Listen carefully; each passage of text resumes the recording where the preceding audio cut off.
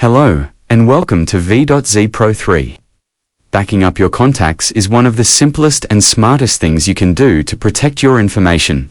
Whether you're using a new phone or just want to feel more secure, this method ensures all your important numbers and email addresses are safely stored in the cloud and accessible from any device where you sign in with your Google account.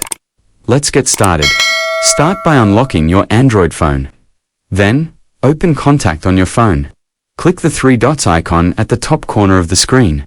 Then select Contact Settings. Now, select Import or Export. Then click on Export to Storage Device.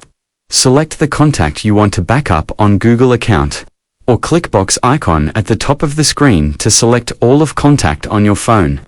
Then, tap Export. Then, tap Save.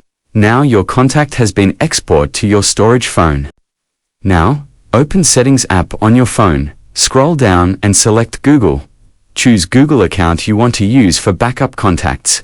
Then tap Manage your Google account. Swipe right and select People and Sharing. Then tap Contacts. Tap on Stay on Web. After that, click the three horizontal lines at the top left corner and select Import. Then click Select File. Select the contacts that have been exported to the internal storage earlier. Then click Import.